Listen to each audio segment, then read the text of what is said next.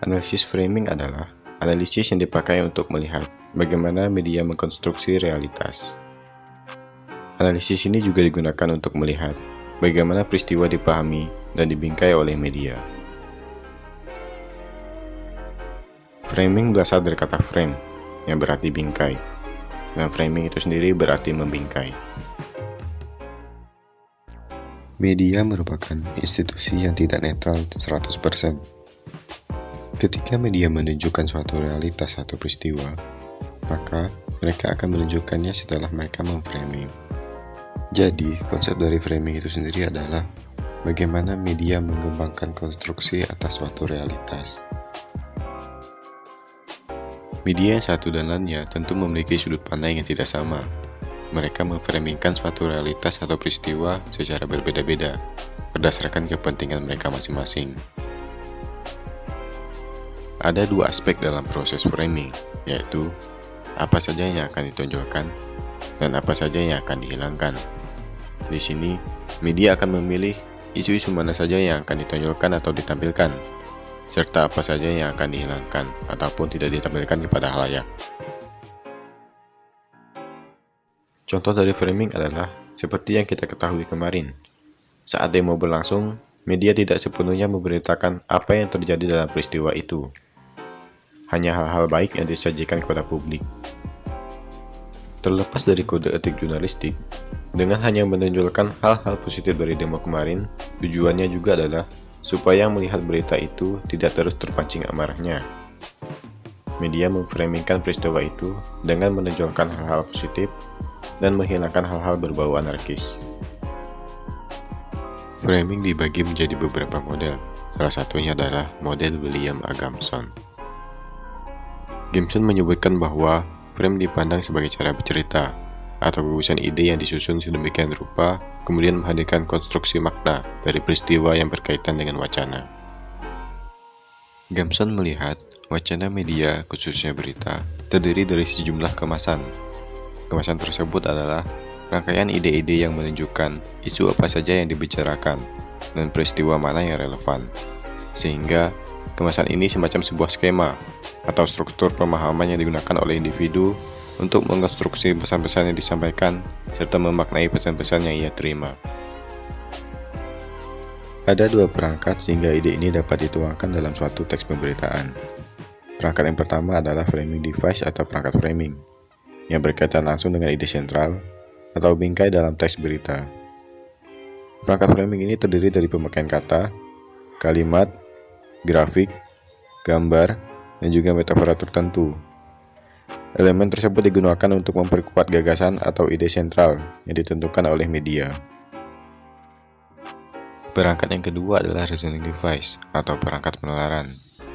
Dengan adanya perangkat penalaran ini, maka suatu gagasan tidak hanya terdiri dari kalimat saja, melainkan terdapat argumen sebagai dasar pembenar atau alasan tertentu yang tidak hanya memperkuat pendapat, namun juga membuat gagasan tersebut terlihat benar, dan khalayak akan dapat menerima pesan tersebut yang tampak sebagai suatu kebenaran yang alami. Dalam perangkat analisis framing milik Gimson ini, terdapat beberapa elemen yang dipecah oleh Gimson. Dalam perangkat framing terbagi menjadi 5 elemen, yaitu metaphors, catchphrases, exemplar, depiction, dan visual image. Metaphors adalah cara memindahkan makna sesuatu dengan merelasikan dalam bentuk analogi. Maksudnya adalah teks dalam berita tersebut menggunakan kata atau kalimat berbeda, namun mengarah dalam makna yang sama. Biasanya berupa kiasan, misalnya kata seperti, bak, bagai, laksana, dan sebagainya. Seperti contoh pada artikel ini, terdapat kata seperti dua sisi koin, yang bermaksud terkadang suatu peristiwa terjadi tidak sesuai dengan pola pikir kita, namun selalu terjadi berdampingan. Secara sederhana, metafors bisa diartikan sebagai perumpamaan atau pengandaian. Elemen yang kedua dari perangkat framing adalah catchphrases. Catchphrases adalah frase yang sangat menarik dalam sebuah wacana berita, kontras, dan menonjol. Biasanya berupa jargon atau slogan. Contohnya adalah terlihat dalam berita di berbagai media menggunakan kata pahlawan kecil untuk mengapresiasi keberanian seorang anak kecil saat melawan pemerkosa ibunya. Anak kecil itu bernama Rangga. Ia berumur 9 tahun. Namun, ia tewas karena dianiaya menggunakan senjata tajam oleh pria bernama Syamsul yang hendak memperkosa ibunya. Ada tulisan pahlawan kecil di makam Rangga, dan media menggunakan kata itu dalam beritanya. Elemen yang ketiga adalah eksemplar. Eksemplar adalah menguraikan atau mengemas fakta tertentu secara mendalam, agar memiliki bobot makna lebih pada satu sisi, untuk dijadikan rujukan atau pelajaran. Maksud dari eksemplar ini adalah mengaitkan bingkai dengan contoh atau uraian. Bisa berupa teori atau perbandingan yang memperjelas bingkai. Seperti contoh dalam berita ini, di mana ide yang ingin ditonjolkan adalah demo Omnibus Law. Namun dipertegas bahwa aspirasi rakyat harus didengar, dengan mengingatkan kembali demo besar-besaran yang pernah terjadi sebelumnya, yaitu demo RUU KUHP. Kemudian, elemen yang selanjutnya adalah depiction. Yang dimaksud dengan depiction adalah penggambaran fakta memakai kata, istilah, atau kalimat yang bermakna konotatif. Maksudnya adalah menggunakan kata yang berartian mengarah pada makna lain, bukan makna sebenarnya atau denotatif. Lebih jelasnya terdapat dalam contoh berita ini. Ada kata gelombang dan menggulung. Makna yang seharusnya atau denotatif, gelombang adalah ombak air. Namun, karena depiction memaknai itu dengan konotatif, maka bisa diartikan bahwa gelombang yang dimaksud adalah sekumpulan mahasiswa yang sedang menggulung atau menyisir gedung DPR. Elemen yang terakhir dari perangkat framing adalah visual image. Visual image adalah pemakaian foto, diagram, grafis, tabel, kartun, dan sejenisnya untuk mengekspresikan pesan. Misalnya menggunakan hurufnya dibesar-kecilkan, ditebalkan, dimiringkan, ataupun digarisbawahi, serta menggunakan bermacam warna. Ini digunakan agar yang melihat berita itu jadi terfokus akan apa yang ingin ditonjolkan oleh media, ataupun sebagai pendukung pesan yang ingin disampaikan. Penggunaan visual image juga berguna sebagai penarik perhatian untuk melihat keseluruhan isi berita. Karena jika teks berita hanya monoton, khalayak juga kurang minat untuk membaca berita tersebut. Ini adalah beberapa contoh penggunaan visual image dalam proses framing, seperti grafik, gambar, peta, ataupun angka yang diwarnai, agar khalayak fokus pada angka-angka tersebut. Kemudian, perangkat framing yang selanjutnya adalah perangkat penalaran. Bisa dikatakan, perangkat ini adalah pendukung dari ide utama yang akan disampaikan, yang tujuannya agar ide utama tampak benar. Perangkat penalaran dibaca dalam dua elemen.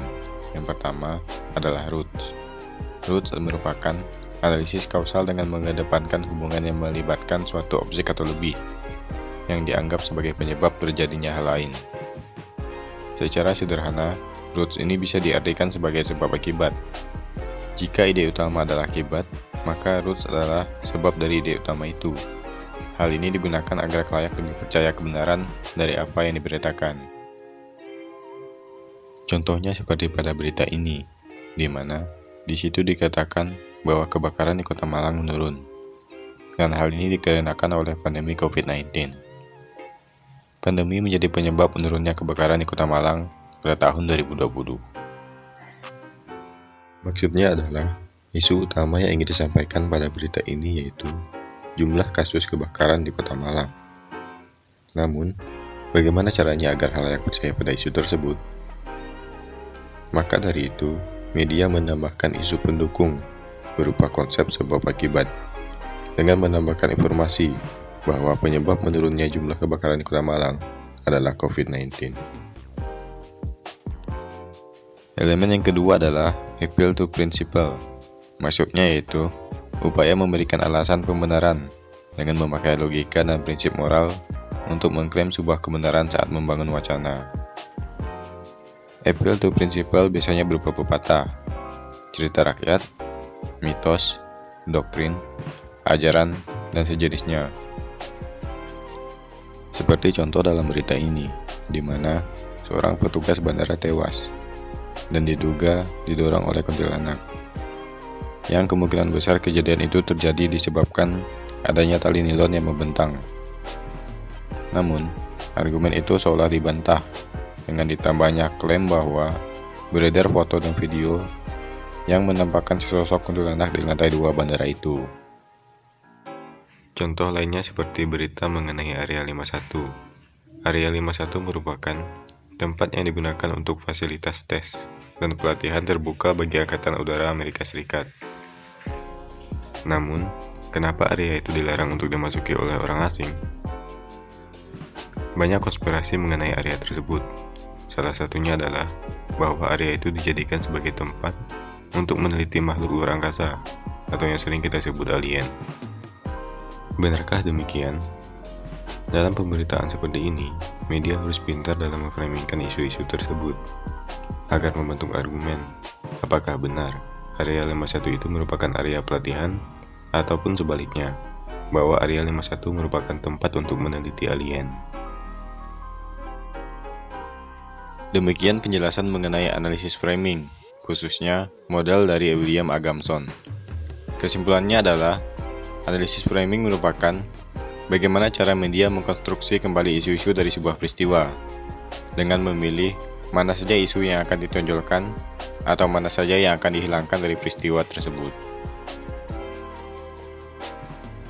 Untuk lebih jelas mengenai framing yang dilakukan oleh media, bisa dilihat seperti contoh kasus yang melibatkan seorang remaja bernama Isabella Guzman di Amerika Serikat yang menjadi tersangka akibat membunuh ibu kandungnya sendiri dengan menikamnya sebanyak 151 kali.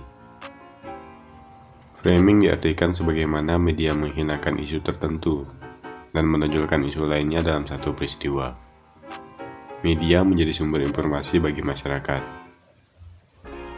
Mengingat pada saat kasus tersebut naik ke permukaan, masyarakat diramaikan dengan unggahan video yang menampakkan ekspresi dari Isabella terlihat tersenyum kepada sorotan kamera.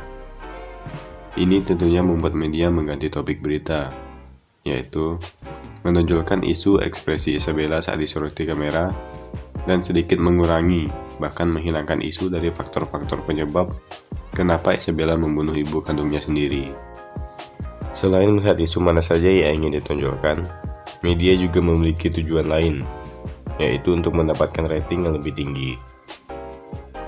Media lebih memilih rating daripada menulis info penting atau fakta dalam kasus tersebut. Dan ini sering terjadi pada media besar, berbanding terbalik dengan media kecil yang lebih mengutamakan info-info penting tersebut.